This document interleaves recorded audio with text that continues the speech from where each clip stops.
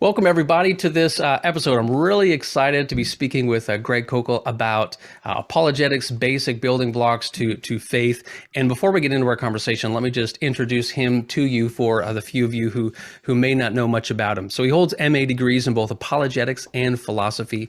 He's spoken on over 50 university campuses, hosted his own radio talk show for over 19 years, I believe, defending Christianity worth thinking about. He's the founder and president of Stand to Reason and serves as adjunct professor of Christian apologetics at Biola University.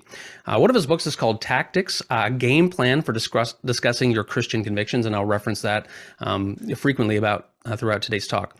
This is what really got me interested in him and in his work and got me directed to his website and his podcast. William Craig Lane says about it, "Tactics will make you a more effective ambassador for Christ."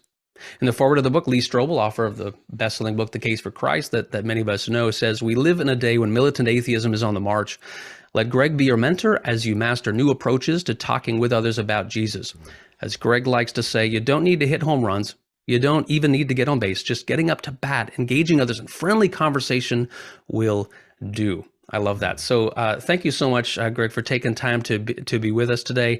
Sure. Can you tell us a bit about apologetics, what that is for those who are fairly new to all this? Well, it's an awkward word in the 21st century because we think of it as apologizing in the contemporary use of that word, but it used to mean to make a defense. And the famous passage in the New Testament, 1 Peter 3:16, it says we should always be ready to give an answer to make a defense. And that Greek word is apologia. So from that word comes this broader discipline of apologetics. One of my friends calls it just case making rather. He's a former cop, J. Warner Wallace. You may know who he is, but case making, that is making the case for Christianity, answering challenges to Christianity, and then giving positive evidences for Christianity. So that's really all it amounts to. It's in fact, the word itself isn't a particularly religious word, although that's where it's usually used. Richard Dawkins is an apologist, for example, for atheism and for Darwinian evolution. And so that word has a broad application, but it's generally associated with Christian defenses. Mm-hmm. So you referenced that passage from the New Testament, 1 Peter 3:15, which is a very, very well known, in apologetic circles. Obviously, it's one of the huge verses. "Always be prepared to give an answer to everyone who asks you, to give the reason for the hope that you have," and you just referenced that. Right. But do this with gentleness and respect. So just let me ask you out of the gate, just to be personal here. So what is your reason for the hope that you have? Well, there are different ways to approach that. I mean, the hope that I have is that I have been rescued by Jesus. And he has rescued me from the guilt of my sin, from the punishment of my sin. He's made me a member of God's forever family, and I have a future. And when I talk about future, I mean like an eternal future. So it's not just this 80. Whatever that happens to be. And sometimes in this life, it's not very nice. And this is why we're constantly encouraged that regardless of what happens, as Paul says in Romans chapter 8, I do not count the sufferings of this life to be any comparison to the glory that is to follow. 2 Corinthians, he says, for the momentary light affliction, which seems like a real dismissal of his own sufferings when he explains it later in the book of 2 Corinthians. He went through a lot of hardship, but they're momentary light compared to the eternal weight of glory. And what's interesting is he says it's the momentary light afflictions that are producing. It's the root to this glory that we will receive when we follow. So that's my hope. That's what I hope in. I don't hope in everything being just so in this life, because that's not the promise. Well, unfortunately, a lot of Christians put their focus there. My hope is in ultimate and eternal rescue. All right. So what are the reasons I have for that? Well, the biggest reason, lots of ways to approach this as someone who makes a case for the Christian worldview and Christianity and the existence of God and all that. Probably the central feature is Jesus. And if you want to simplify this, the reason for my hope is Jesus, because Jesus is the one who rescued me. Now, who is this Jesus? Well, he's the one who's recorded in the primary source historical documents that we know as Matthew, Mark, Luke, and John. Now, notice I didn't say the Bible says. And the reason is that though those books are in the Bible, when we just make reference to it as the Bible, it's easy for people to just dismiss it for a whole host of reasons. But historians don't do that with those 4 books.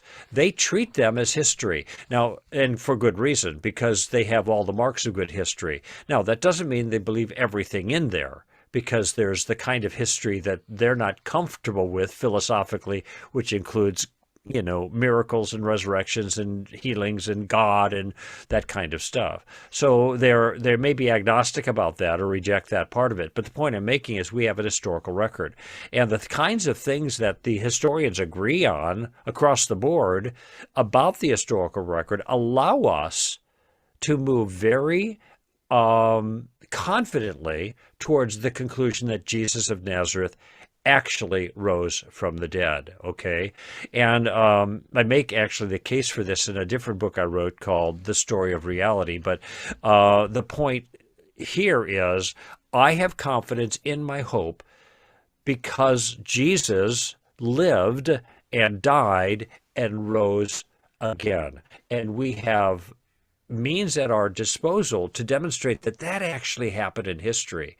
It was so real that if you were there at that cross on that Friday and you put your hand against it, you would have gotten a splinter in it. The blood flowing down from the person on the cross would have had a blood type. If you were there at the tomb 2 days later, you would have to duck for the blast power, so to speak, of the resurrection as that stone was rolled away and Jesus came out with such force that all of the soldiers there dropped over as if dead. So what I'm talking about here is a genuine historical event. And so as a Christian, I am not putting my faith by a leap in a fantasy or a story or a fairy tale or a once upon the time thing. I'm putting it in a fact of history that changed the world and is the basis for changing my life. Now, by the way, that is being contended, and this is one of the things that we contend for in careful ways as apologists.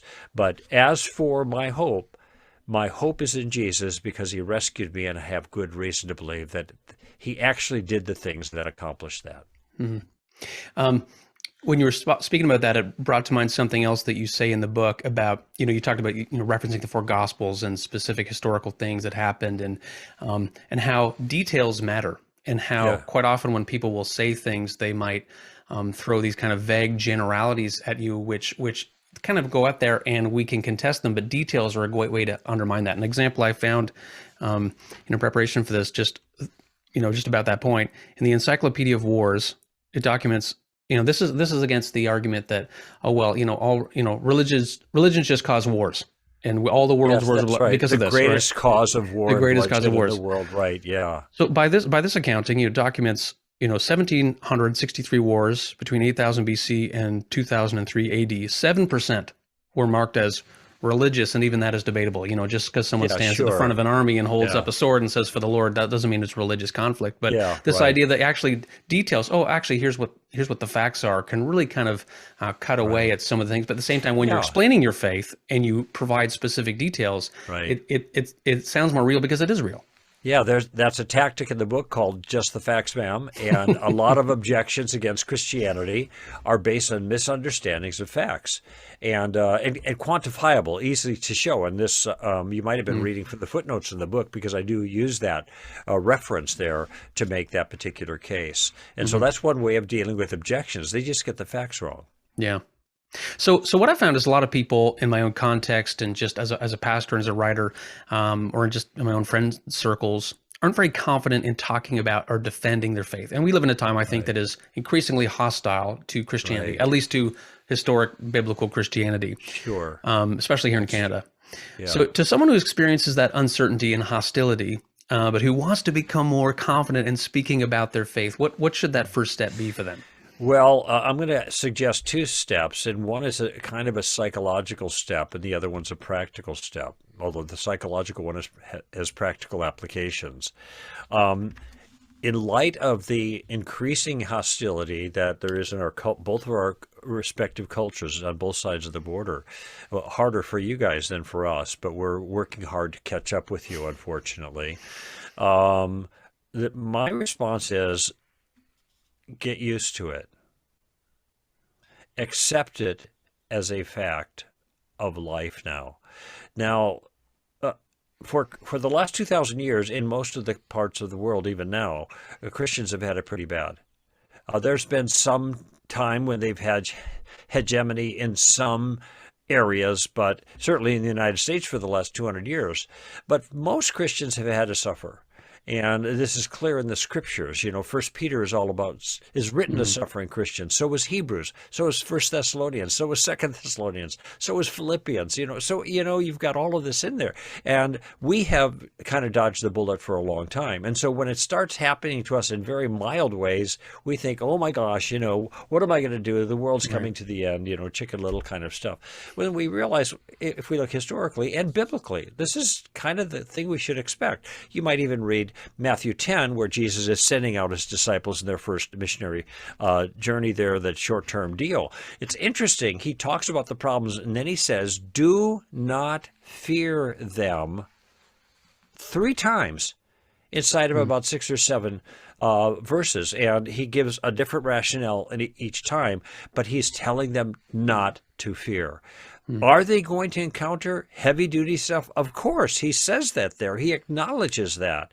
But he says, do not fear them. So I would encourage people to say, just make your peace with the fact that if you are going to be a faithful Christian, a real Christian, then you are not going to be at peace with most of the world for most of your life. Okay? Just accept that.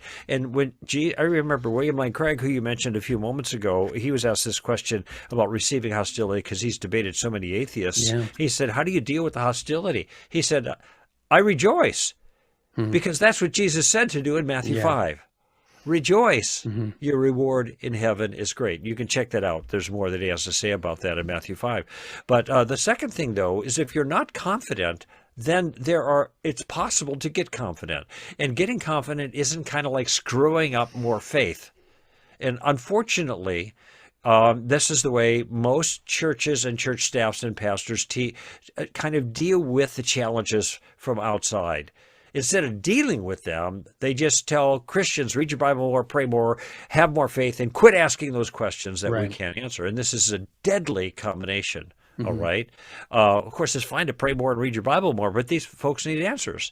And this is why organizations like Stand to Reason exist. And where some congregations have good pastors like you that also understand the importance of providing a reason for the hope that's within us. And I'll tell you something. We have a very, very deep bench. What I mean is there are hundreds and hundreds of contemporary Christians, not just historically, who have done all the hard work to answer all the hard challenges that are being raised. And it's now available like never before on the internet, but there's books, etc., that will help as well. So there is no reason not to get confident. I realize everybody's life is hard and everybody's got schedules and they have this and that and the other thing, and I got to run to the school and pick up my daughter and take her to volleyball practice for myself later this afternoon. Okay. But I still need to do the really important things because, when our lives are over, volleyball's gone. Okay. But there is an eternity ahead of us that we need to prepare for. And so there's a pecking order of importance. And I think one of these is, as Christians are facing more hostility, as you pointed out, we need to get more confident by building our confidence with the information that's available to show us that our views are actually true. Yeah, that's really helpful. Thank you. Yeah, it's almost like we need to fall out of love with fitting in, which we've done for quite a period of time. Good way to put it. Sounds like a nice pastorism there. Use that one in sermons. That's good. But also, there are practical things you can do, take steps to build confidence. And that's so much of what your book helps us. But also even just knowing that, because I think some people feel that like, well, if I dig in to find some answers, or I look into this issue, or what do people say about the problem of evil, for example, that evil exists? They think, oh, I'm not going to like what I find. But actually, your comment about the deep bench is very helpful. There's a lot of great, wisdom and there's nothing to fear in that as well. In fact, on that particular question, though it has a lot of different aspects to it, broadly, the problem of evil, that is, that there is real evil in the world, turns out to be one of the best arguments for God, not against God. It's classically known as the moral argument, and I developed that in more in the Story of Reality, but I probably touch on that in the Tactics book. Yeah, you do.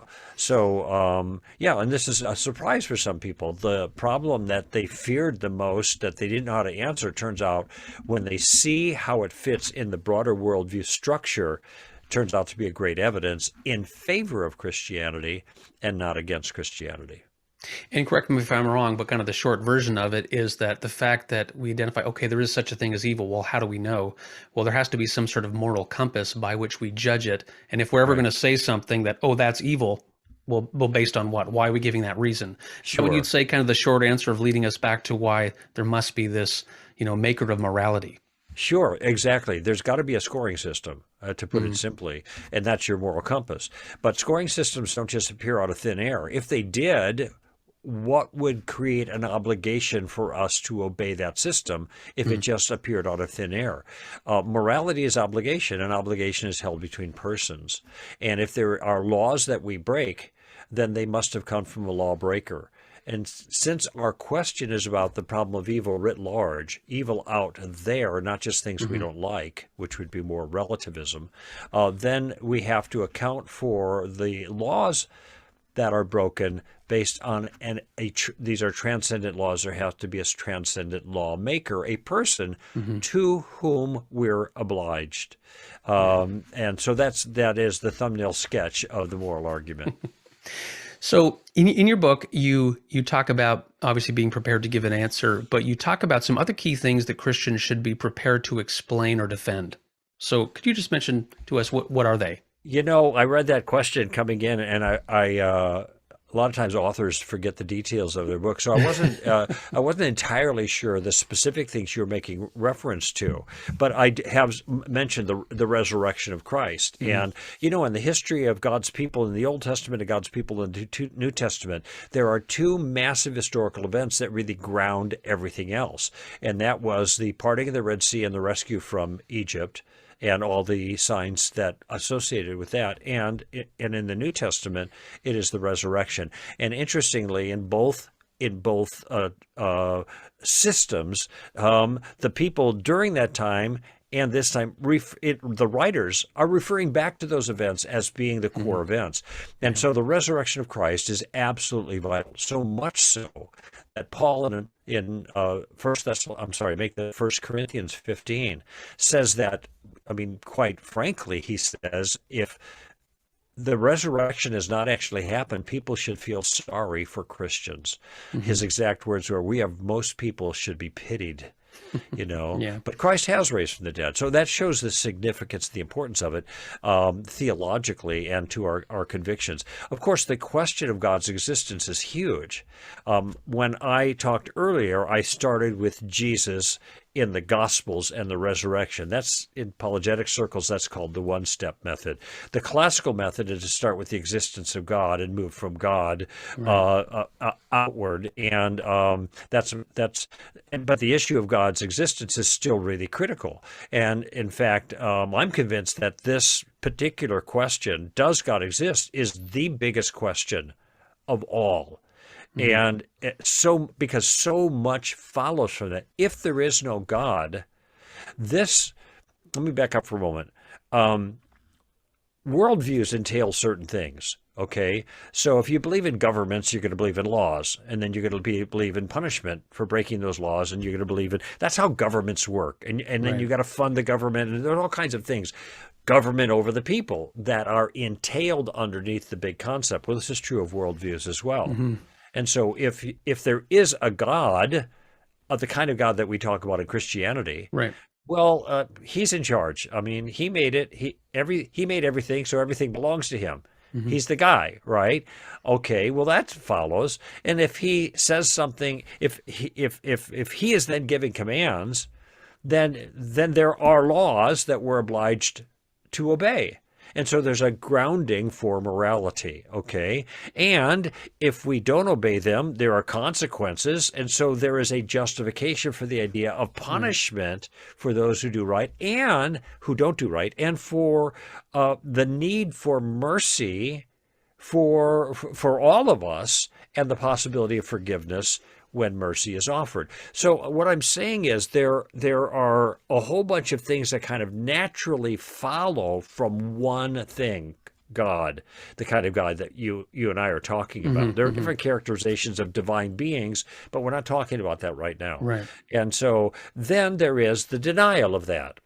If there is no God, and generally atheists are what are called materialists too. In other words, they don't just reject God, but everything in that non-physical immaterial realm. It doesn't exist. Their senses and science tell them about what's real, and that's where it ends as far as they're concerned. But then that has ramifications too, because there is no lawmaker then. And if there's no lawmaker, there is no laws. And by the way, if there are no laws, then there are no broken laws. And when I talk about laws here, I mean real laws, deep laws, laws that govern the universe, moral laws here, not just things that we pass and we can change them if we want, like local governments or something. Yeah. So if there are no laws, there are no broken laws. If there are no broken laws, there cannot be a problem of evil.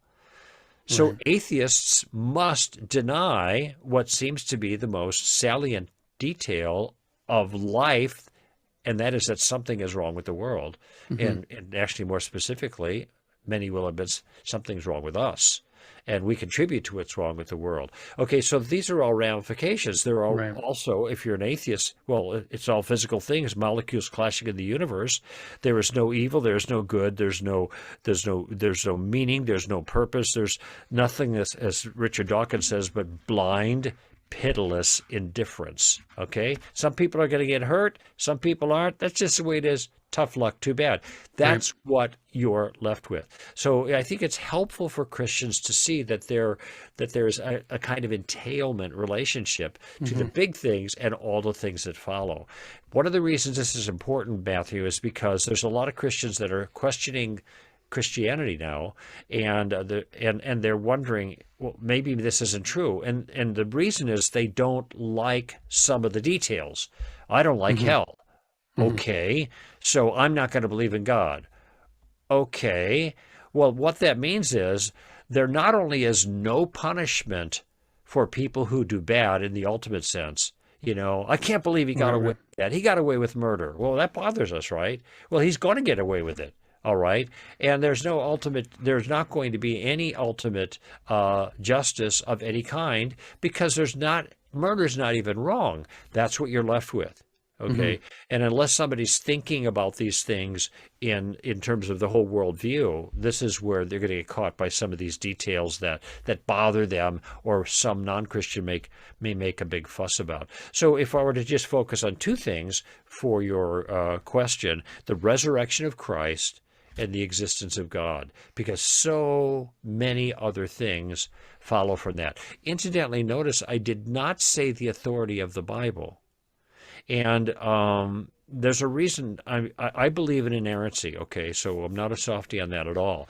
I'm talking in practical terms and talking with other people. I make the case for the resurrection of Christ from Matthew, Mark, Luke, and John as historical documents, not as divinely inspired documents. If we were to approach these as historians approach other historical documents. Exactly right. And I think we could still make our case. And I approach God's existence not by quoting Bible verses, but by quoting what seem to me to be obvious evidences of a supreme being governing the world. That's really helpful. So you've talked, speaking about reasons that people might have, the big picture, evidences for the existence of God, or reasons, the resurrection. You've talked to so many people in general, but also many young people over 50 university campuses. Do you find actually it's over 80 now? Those are okay, that's an old. I mean, that's no big deal. And plus, I'm in my 33rd year of radio now. So. Oh my goodness! Wow. I was looking at an old bio. Yeah, that's right. So no worries. So, like I find in my own experience that people really resonate with wanting a meaning. or a purpose in their lives. So Yeah. I think it was, I'm quoting from memory here, but Viktor Frankl, the Holocaust survivor, I think he said, Right. ever more people have the means to live, but no meaning to live for. Right. And so do you find as you talk to people talking about reasons for faith or belief that hey, there's actually a purpose or a meaning in your life in the Hmm. footsteps of Jesus, do you find that comes up as a compelling reason for people to explore, oh, my life could have meaning or purpose? Maybe I should look into that more. Right. Well, I guess to be honest, I haven't really pursued that as aggressively as other means of making the case, but it's a very important thing. And there's in the latest edition of the book, the 10th anniversary edition, which now is Okay. the only one that's available. It's got a big red. I don't have a copy here with right handy. I It's got must a have big the old one circle. because there's You no have big one. circle on it. Yeah, at the top there it says 10th anniversary edition, but I have a chapter in there called Inside Out. And this is a tactic that trades on the truth that God has built certain things inside of every human being. The scripture says that we have eternity in our hearts. Others have referred to things like a God-shaped vacuum. Augustine famously, our hearts are restless and until they find their rest in thee, kind of thing. And so all of this is acknowledging that there is something about the human condition that hungers for deeper meaning. Right. Because, now this is what's key, because there is, the hunger is there because there is something to satisfy the hunger. Now, this is a concept from C.S. Lewis, but it's very obvious, okay? The human condition, is to hunger for something deeper. The reason I pause on this right now, because I do think this is true, and when push comes to shove, in certain periods of people's lives, this becomes a very big factor, especially later in life, okay? But I'm in a little conflict with a young atheist YouTuber. He's 27, and he did a critique of me that in front of 500,000 of his subscribers that I'll be responding to on my own radio show next week. But this is one thing that he pushed back on. He said, we don't need absolute meaning, objective meaning, transcendent meaning. I got plenty of meaning I make for my own life. I'm happy with the idea that there is no God. Okay. So it's possible for people to find things that are meaningful to them in their lives that don't have transcendence to them, at least for a period of time. And frankly, if you have enough toys, you can do this for your whole life. Yeah. Enough distractions. But I do think that people who think deeply about these things find out something different. In fact, in this chapter, Inside Out, that I mentioned in the book, in the 10th anniversary edition book, which is the only book they're going to be able to get if they go online or whatever anymore. So it's there. I noticed that there was a difference between people, the way people responded to two deaths that happened in the same week, maybe 10, 12 years ago. All right. Mother Teresa and Princess Di. They both died the same week, all right? Didn't know that. And now, it might be in a younger audience. I don't know your audience, but they might not even know who these two people are. But Mother Teresa was a nun in Calcutta who spent her whole life devoted to the poor. And she's famous for that. And Princess Di was the current Prince of England. I don't know if they call him anymore, but the one in accession to the throne of England, his wife that he divorced for someone else many years ago, and then she got killed in a car accident. Yeah. All right. It's tragic because people really like Princess Di. Wait a minute. Her death was tragic, but Mother Teresa's wasn't. These were two human beings that died. What was the difference? And well, Princess Di died before her time, quote unquote. She had an untimely death. Well, notice that when people say things like that, they are suggesting that a person's life is actually meant for something more than just this early death. She didn't get to experience all that she could experience. That's tragic.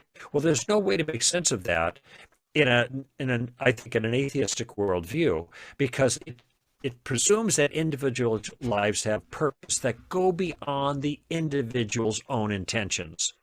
And a person who wants to commit suicide, would you try to talk them out of it? Yes. Why? On that view. Oh, I don't want them to Right. waste their life. How can they waste a life that has no purpose? Right. If their life gets purpose based on what they want to do, they want to off themselves. So why are you getting in the way of that? Okay, so this is part of the logical entailment of those particular views. Yeah. So I think this purpose element, this is called the existential problem, is a big deal, but people are not directly in touch with it in a meaningful way on a regular basis like they are the problem of evil. And so I'm going to go generally to the problem of evil to make my case more than to this existential issue, unless the person is in an existential crisis of meaning in their own life. Right. I want to ask you two more things here. I want to respect your time, but a couple of key things I think are going to be super helpful for people. So you say that your goal is to win the person, not necessarily to win the argument.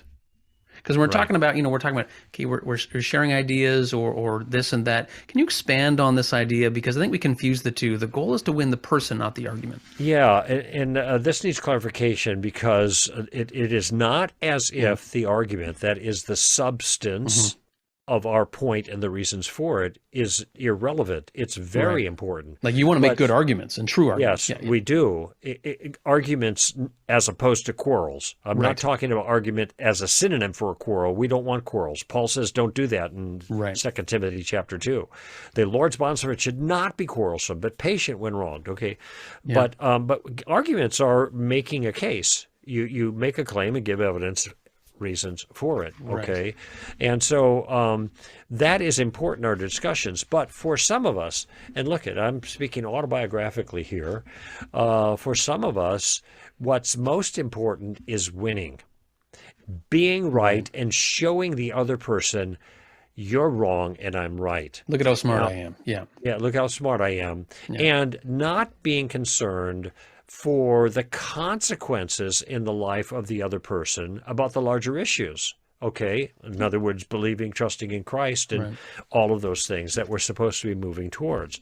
So this idea of win the person, not the argument, is meant to put these two things in proper balance. We are using the argument for the purpose of winning a person. And if the manner in which we are using the argument is not helping us to win the person, then we have to adjust. Maybe that isn't going to be appealing to them. That isn't going to make a difference to them. We have to adjust our approach. And because the most important thing is not winning the argument, the most important thing is winning the person. That's the sense there. Arguments matter. But we want to make sure, and this is why the tactical game plan is so important. A big part of it is we're drawing the other person out. Paul says so that we know how to respond to each person. He says that in Colossians 4, so that we know how to respond to each person. And so that's a big part of what we're doing here.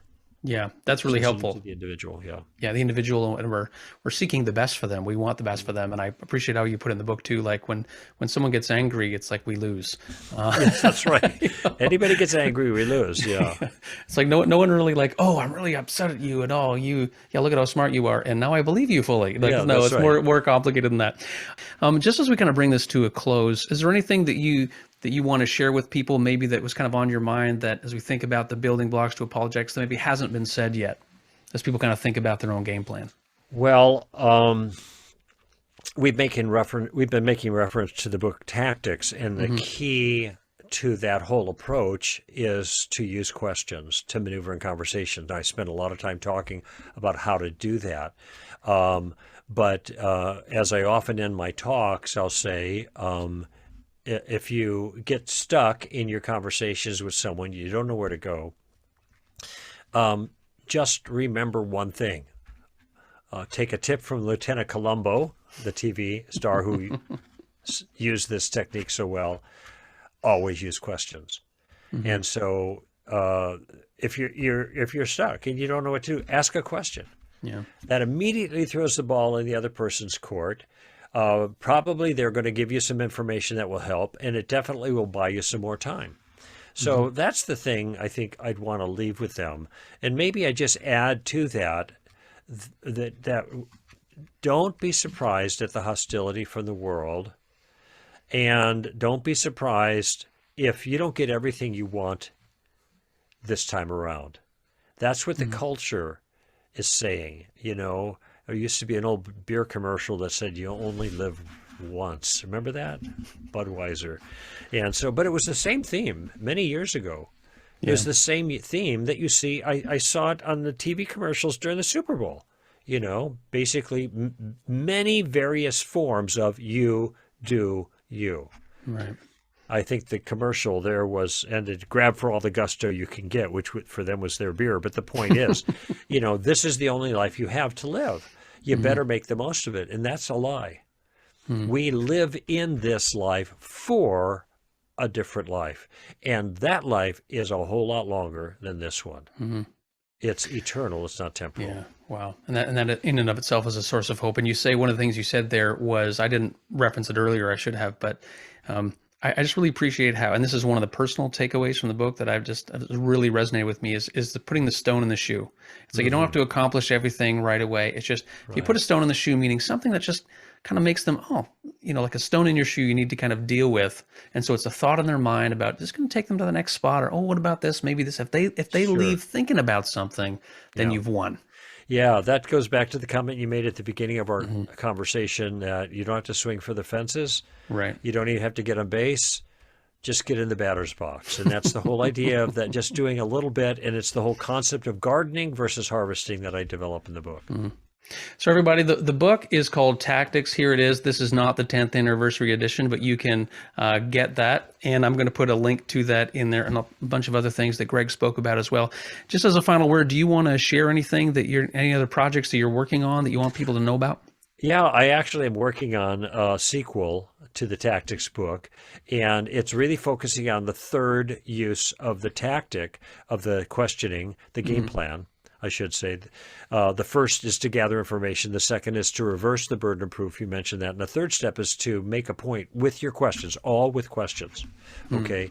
So, of course, if you're going to make a point, you have to know the point you're going to make. I gave you one illustration of it there as we were talking about a role play that I just did about the science and religion kind of issue using questions. But I'm making the point there about sciences and religion aren't enemies, but I use questions to do that. Well, I'm going to have a whole book about that.